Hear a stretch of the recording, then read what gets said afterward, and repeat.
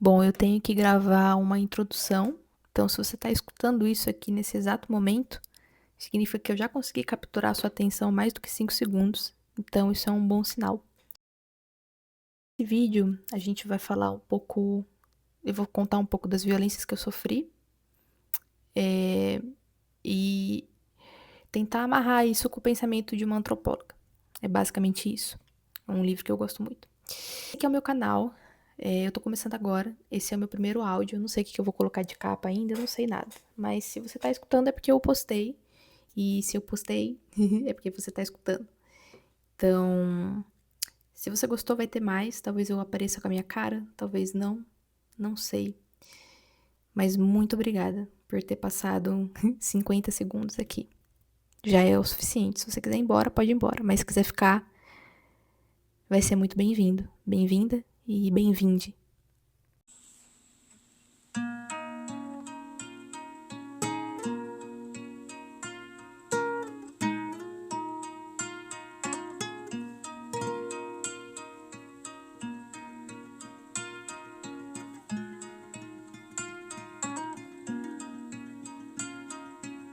Toda vez que eu sofri alguma coisa próxima do assédio, eu devia ter uns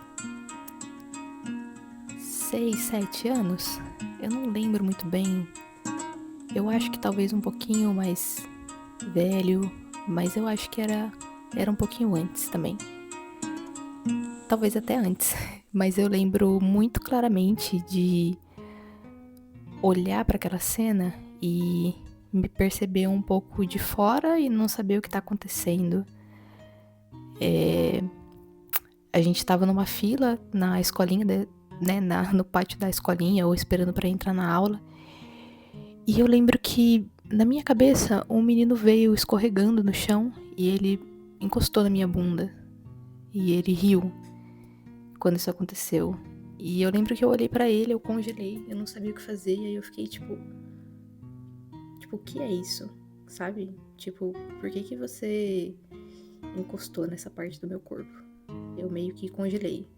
E eu lembro que a partir desse dia, alguma coisa mudou dentro de mim. E eu acho que eu formei uma memória, tipo no filme Divertidamente. Eu acho que eu formei uma memória episódica ali com 5 anos. Tiveram outras, mas essa foi importante. Eu lembro que o menino era ruivo e eu acho que a gente estudou um bom tempo depois na mesma escola, mas a gente nunca falou sobre isso e eu nunca entendi. E aí tiveram outros, né? Porque acho que sempre tem. Eu lembro de quando eu tava um pouquinho mais velho, acho que eu devia ter uns 10. Um menino que sentava na cadeira de trás de mim ficava fazendo sons sexuais e se movendo como se ele estivesse fudendo. E eu sentava na frente dele, né? Então era como se eu tivesse sendo essa vítima. E eu lembro que as pessoas me zoavam por isso, né? Era tipo um demérito ficar ali na frente desse menino. E eu lembro que eu não entendi por que ele fazia isso, e aí eu tentei me aproximar e tipo, e aí, cara, tipo, por que isso tá acontecendo? E ele foi muito grosso comigo, eu não lembro muito bem. Mas eu lembro que eu fiquei muito irritado. E aí eu lembro que uma professora muito bonita tinha entrado na sala e ele começou a fazer esses gestos, né? E aí eu virei pra trás e na minha memória eu bati nele, eu dei um tapa na cara dele e ele virou outro tapa na minha cara. Tipo, é muito engraçado porque quando eu lembro dessa cena é como se, ao mesmo tempo que não fosse eu, fosse eu. E eu lembro que eu pensei, pelo menos eu dei um fim nisso. E quando ele revidou, eu pensei, nossa, então aquela lei que eu sempre cresci escutando de que homem não bate mulher é mentira, né? Porque ele tá me batendo. E foi isso. Depois eu descobri que o pai dele tinha morrido e por isso que ele era problemático, enfim, foda-se. Eu acho que eu mudei de carteira depois, eu não lembro, mas isso não aconteceu de novo. E uma outra vez foi depois dessa. Eu lembro que a gente estava num parque aquático com eu já numa outra escola, né? Eu lembro que dessa vez eu já tava acho que no 9º ano. E eu lembro que a gente foi pra um passeio no Wet n Wild, porque a nossa sala tinha ganhado as Olimpíadas daquela época. E eu lembro que esse ano foi muito legal, porque eu ganhei medalha de ouro no futebol. E eu era uma criança muito LGBT, no armário ainda, né? Mas eu fiquei muito feliz com a minha sapatonice nos esportes, com a minha saficiência. Bom, então a gente ganhou essa premiação porque a gente fez muitos pontos, né? Nos jogos esportivos que aconteciam. E eu tenho uma foto dessa época. Eu lembro que eu fui pra esse parque aquático com uma camiseta vermelha que eu gostava muito, com um maiô azul, porque provavelmente eu só usava maiô na época, e com uma calça que eu gostava muito, uma calça jeans com boca de sino, porque eu tinha uma grande fixação com os anos 80, na minha época de 13 para 14 anos. Eu acho que era essa época. Isso, era essa sim, porque foi em 2013. E, bom, a gente tava nesse parque brincando. Eu lembro que eu tava com um amigo meu muito querido. Eu não vou falar o nome dele aqui, né? Mas ele era muito engraçado. E eu acho que talvez ele lembre dessa cena. Bom, eu lembro que a gente se afastou das outras crianças e foi procurar os brinquedos que a gente queria brincar. E aí a gente foi num escorregador muito grande, assim, lá no alto. E eu tava com um cagaço de ir nele. Eu tava, tipo, com muito medo. E aí, eu sentei numa boia preta ou era azul, eu não lembro o tecido dela. E eu lembro que enquanto o instrutor tava passando as instruções pra gente, ele me olhou e falou: abre a sua perna agora. Só que ele falou como se ele estivesse explicando as regras. Mas não foi isso, sabe? Porque você tinha que ficar numa certa posição, eu acho, para descer na boia e não se machucar. Enfim, um arrombado. E eu lembro que uma coisa que me pegou nessa cena foi que ele falou de novo: abre as suas pernas. E aí quando eu abri, porque, né, eu entendi que ele estava passando uma instrução, ele olhou para as minhas pernas abertas e falou: assim que eu gosto, isso mesmo. Tipo, alguma coisa nisso. E eu fiquei muito constrangido, e eu lembro que eu olhei pra esse meu amigo e ele me olhou pra ter certeza de que ele tinha ouvido o que a gente ouviu. E eu desci nesse escorregador depois. É muito engraçado como os abusos continuam acontecendo, né? Eu acho que é muito engraçado que eu parei, eu tô revendo meu áudio, né, pra ver como postar. E aí eu fui pensar que os abusos continuam acontecendo porque isso aconteceu de novo, né? Tipo, eu devia ter 15 anos nessa época, ou menos. Eu acho que sempre menos. E parecia uma coisa, né? Os homens têm essa coisa de chamar a gente pra um canto. Eu nunca entendi isso. E eu lembro que eu tava nessa festa, né? E chegou uma determinada pessoa, né? Um homem que eu conheci ali, né? E ele me olhou com um olhar muito estranho, com um olhar de a gente tem que ir ali agora, né? Então, tipo, um senso de urgência, sabe? Eu tô até um pouco constrangida em contar, porque sabe quando você sabe que uma coisa aconteceu, mas você não consegue falar porque ela não aconteceu muito? É um pouco essa sensação. Porque eu sei que isso aconteceu. Mas ao mesmo tempo, às vezes eu fico pensando, nossa, mas o que é acontecer, né? Por que será que as coisas acontecem? O que é isso? Então, tipo, foda-se, as coisas perdem um pouco essa materialidade muito real. Porque, né? Bom, e aí, essa pessoa me chamou pra esse canto. E eu lembro que eu falei, não vou não. E eu já tava maiorzinho, né? Na época ela. E eu... Acabou ali a conversa, eu não lembro mais o que aconteceu. Nunca mais vi essa pessoa. Mas eu lembro desse olhar quase mandando, quase pedindo, é quase como se fosse uma coerção não dita, e eu não sei se todas as coerções são ditas, mas é quase como se ele estivesse me ordenando aí, entendeu? Tipo, e eu não sei o que me fez falar não, eu não sei o que me fez, e não que tenha algo que você possa fazer, né? Nesse caso eu falei não, mas ele podia ter me puxado ou feito qualquer coisa, mas ele não fez, né? Não que o nosso não vale alguma coisa, é isso que eu quero dizer. Mas nesse caso eu falei não. Eu que era muito acostumada a brincar com um menino de rua, eu era muito, realmente, muito, muito LGBT. Então eu vivia em torno dos meninos. Era meio que isso, assim. Eu gostava muito da companhia feminina também. Era uma coisa que eu adorava, né? Brincar com a minha prima, com a vizinha e tudo mais. Mas tinha essa coisa de eu estar acostumado com meninos. E eu não, se é que dá pra se acostumar, mas eu não dei muita trela. Eu falei, não, tipo, não vou. E aí foi isso. E a última, né, que tem mais uma que eu não sei se eu conto ou não, mas eu tava num pagode e aí eu fui assediado. Um cara passou a mão na minha bunda de novo, né? Aparentemente eu tenho uma bunda passável à mão.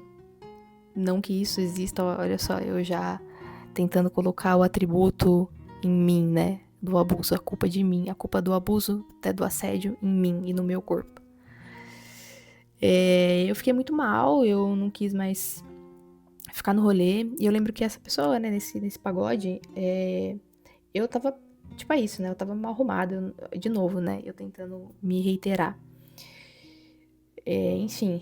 E aí, eu fiquei com muito raiva de mim mesmo, porque eu não consegui falar nada pra essa pessoa.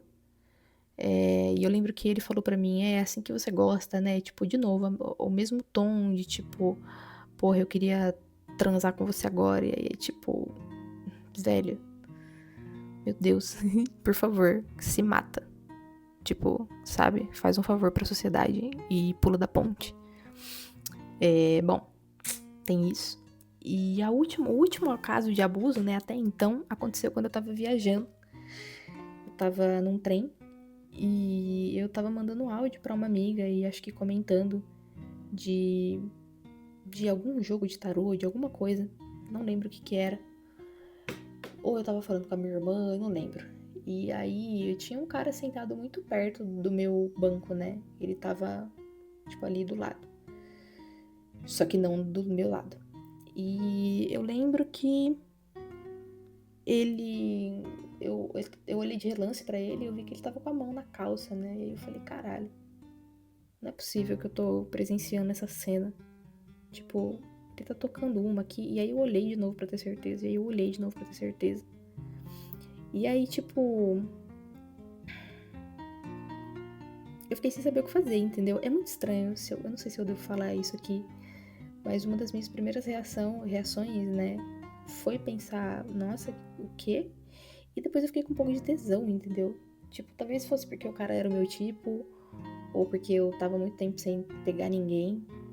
Mas eu fiquei com um mínimo de tesão. Mas aí eu comecei a analisar as condições em que aquilo aconteceu. Porque, tipo, precisa existir o consentimento, né? Então, não dá pra você expor o seu corpo nisso, né? Tipo, não é sobre tesão. Isso vai ter daqui a pouco no episódio, entendeu? Não é sobre esse ato. E eu comecei a analisar as condições do porquê. Porque eu cheguei falando alto, então era claro que tinha uma outra pessoa ali, nesse espaço público, né? Ele me viu. Ele viu que eu vi ele. E aí ele começou a fazer isso. Então, tipo, sabe, é sobre. Eu vou falar mais pra frente, né? Mas é sobre essa possibilidade de fazer isso. E aí o que eu fiz, né? Vou contar um pouco mais rápido, que senão vai ficar muito grande. O que eu fiz? Eu peguei o meu celular e comecei a gravar ele. Eu sei que isso não foi muito prudente, porque ele podia estar armado, ele podia estar, sei lá, podia me bater ali.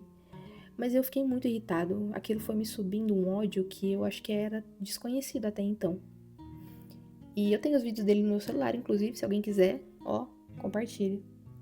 Brincadeira. E aí ele viu que eu comecei a gravar ele. E ele ficou muito constrangido, né? e ele saiu, ele desceu numa parada aleatória. Ele ficou muito, muito constrangido. Eu lembro que deu pra perceber na cara dele que ele não achou que eu ia fazer isso.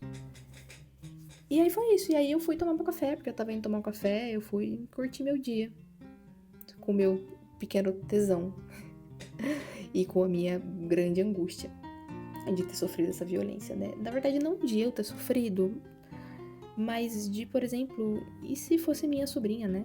E se fosse meus sobrinhos? E se fosse meus pais? Então, acho que quando você fica maior, mais velho, né? E talvez até maior, o assédio, ele acontece com você, mas você percebe que ele acontece também com... É como se aquilo reverberasse. E aí você que gosta de escutar histórias, né, de outras pessoas, percebe que todo mundo sofreu. A minha mãe, a sua mãe, minhas avós, suas avós, minhas irmãs, suas irmãs, minhas tias, suas tias. Todo mundo passou por isso. E tem essa impossibilidade de descrever e entender o que aconteceu. Essa inteligibilidade. Tem essa impossibilidade de entender o que é exatamente um assédio, um abuso, o estupro e essas violências sexuais e outras, né? Mas eu acho que isso marca a gente como corpo dissidente, como corpo outro, como corpo que vai sofrer violências muito estruturais. E eu tentei gravar esse vídeo, esse áudio, por milhares de vezes até eu entender o que eu queria fazer com isso, o que eu queria falar. E eu tava estudando a Rita Segato, né? Tô estudando a Rita Segato. E eu não vou entrar em detalhes muito técnicos aqui, porque eu tenho medo de que as pessoas abandonem o vídeo se eu começar a falar muito academicista. Não que eu saiba, mas eu sinto que dá pra fazer alguma coisa ficar muito inentendível. Mas eu não queria deixar a Rita inentendível, eu queria expandir o conhecimento que ela traz. Então, vamos lá, como é que eu resumo? Bom, a Rita pensa que essas economias das violências que os corpos vão sofrer vão acontecer na relação de dois eixos, um eixo vertical e um eixo horizontal, né? Eixo X, eixo Y. Esse primeiro eixo, que é o eixo horizontal, ou vertical, eu não lembro, eu acho que é horizontal, vai acontecer da relação entre vítima e agressor. Vai acontecer dessa associação que a gente faz com os mitos que a gente aprendeu na infância, de Adão e Eva, da Caixa de Pandora, ou qualquer outro mito que coloque um corpo como sendo a porta de entrada do pecado, da desordem e do caos para a Terra, né, para o nosso mundo. Começa assim. E a outra parte desse eixo, né, porque ele é sustentado por relação agressor e vítima. Então, se a vítima está desse lado, a outra parte desse circuito, né, vai ser esse polo moralizante de um outro corpo, como entendendo que esse outro fez uma cagada, enfiou o pé na jaca, colocou a gente no buraco, restaurar a ordem, restaurar a santidade e até a organização absoluta. E como que esse outro faz isso? Bom, para Rita, vai ser através da punição. Vai ser através desse ato moralizante que vai prender as mulheres e as vítimas, né, no seu próprio corpo. Como se fosse um destino inescapável, uma violência silenciosa. Então a Rita vai pensar isso, né? Ela vai analisar diversos casos de violência, tanto no Brasil quanto no México. Ela é antropóloga, né? Então ela vai estudar.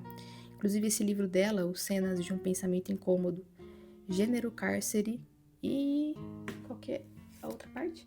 Gênero, Cárcere e Cultura, em uma visada decolonial, vai fazer exatamente isso, que é analisar determinados crimes e entender como eles ocorrem, entender por que eles ocorrem e verificar os planos de fundo com os quais eles ocorrem. Planos de fundos esses que são os discursos que vão circular em determinada sociedade, e a nossa também. Bom, a Rita analisa vários casos de estupro que vão acontecer no México em uma experiência que vai ser... Em 2006, vai acontecer diversos protestos para a construção de um aeroporto em El Salvador, no New México, em Atenco, nesse centro do país, né? Então, vão ter diversas manifestantes, mulheres, né? E elas vão ser torturadas e estupradas diversas vezes. E tem uma senhora de 73 anos que vai sofrer esse abuso, morrer pelas mãos desse abuso em grupo dos policiais, né? Uma violência sexual policial. E a Rita pensa que não é sobre sexo essas violências. E aí eu tô entrando no caso do estupro, né? Mas até esses assédios que eu contei mais cedo, não é como se eles fossem sobre tesão, libido, ou nada disso, nada desse universo erótico. É como se fosse uma libido narcisista, porque ela tem a ver com o espetáculo de poder, com esse ato moralizante e com o segundo eixo que a gente vai ver agora, que é o eixo vertical, que vai entender como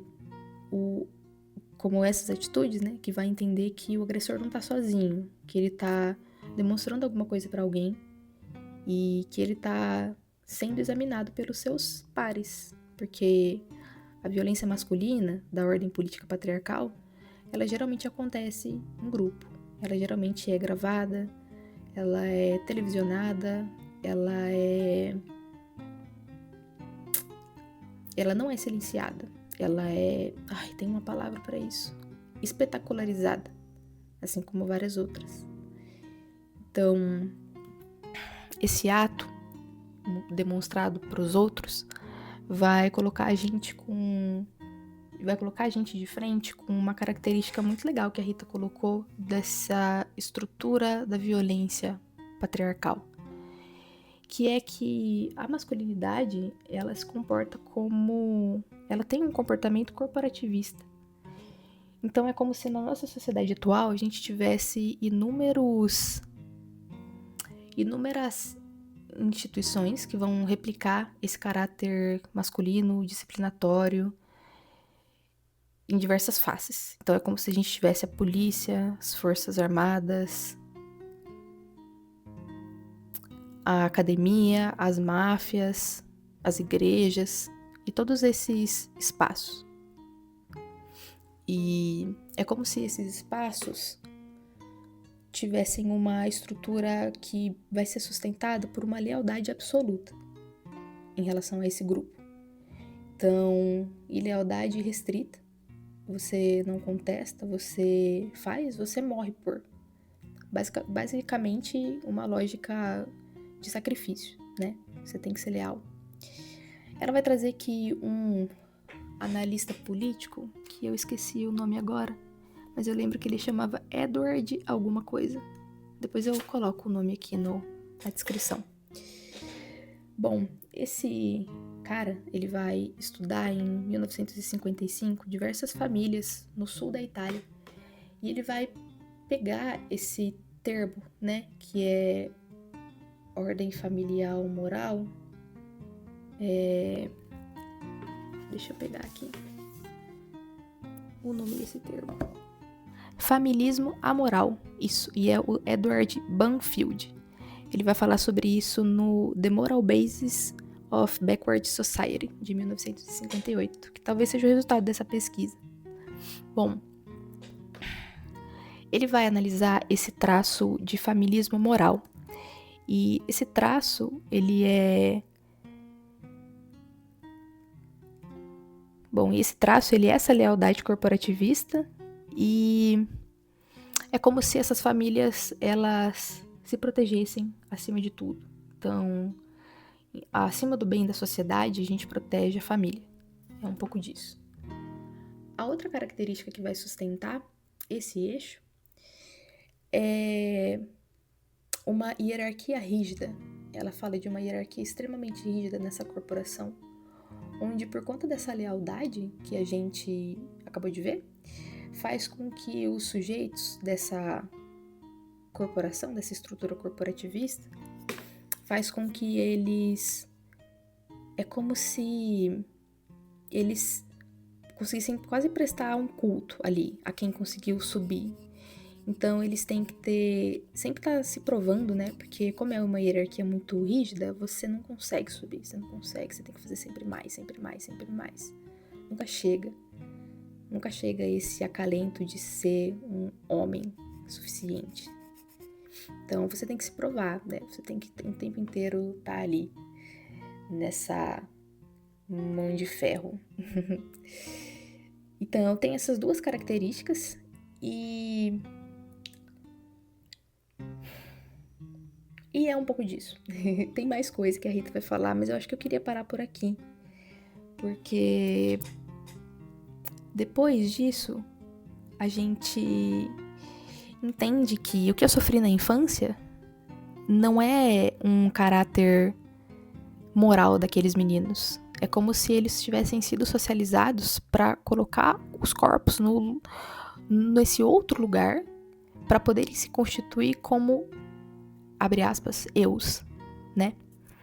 Então eu fico pensando nesses casos, né, dos arquivos do Epstein, do P. Diddy, e também desse caso que acabou de acontecer, né, do piloto da Latam ser investigado por um esquema de rede de exploração sexual infantil, né? E assim,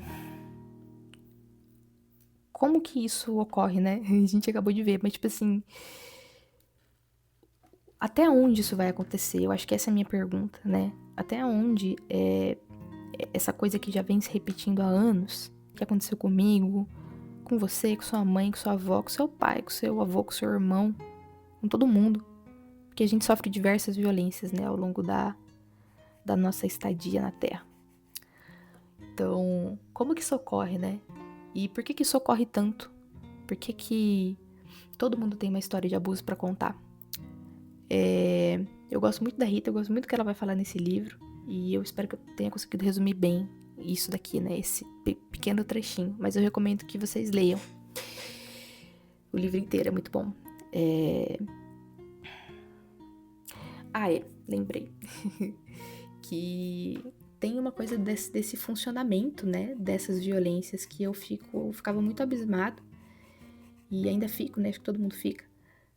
Pra pensar como que aconteceu tudo isso, esse quase poder paralelo, né? Como é possível? E é possível por uma outra coisa que a Rita vai falar um pouquinho mais pra frente, que eu quero trazer, que a gente tem entenda-se a gente como corpo na periferia do capital, e já deu ruim, entendeu? A gente já não tá na lógica do poder, então a gente tem dois caminhos, ou sofrer a violência ou lutar contra ela. Sofrer e lutar contra ela, né? Tipo, então não tem salvação. Se você tá assistindo isso aqui, é porque não tem salvação, entendeu? Você já abriu a caixa de Pandora, você já comeu a maçã. É como se daqui pra frente a gente tivesse que se entender como bode expiatório da história. É um pouco disso. Então, voltando para esses funcionamentos, né? Funciona, né? Tem gente que vai lá enviar o e-mail, escrever o e-mail, tirar foto, limpar, montar, porque é isso, essas pessoas... E aí eu tô colocando essa coisa um pouco mais desses magnatas, né? E dessa violência mais no topo da pirâmide. Porque você percebe que se é uma estrutura rígida, então em todas as camadas dessa pirâmide vão acontecer esses crimes.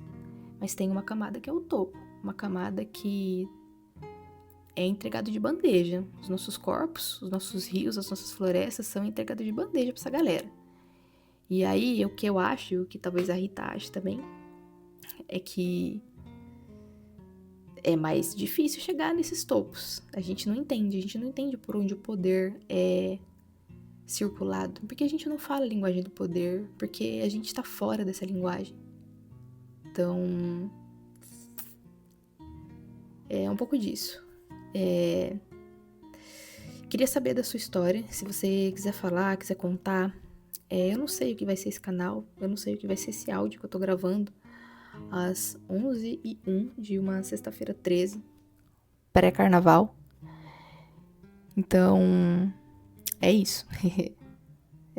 Se você quiser me contar, se você não quiser contar, eu espero que você se cuide, que você, homem que tá me assistindo, menino que tá me assistindo, homem cis, né, vetores dessa e outras violências, que você tome cuidado, pra você não ser cooptado por nenhum tipo de discurso que vai fazer você precisar aniquilar o outro. Acho que é um componente importante.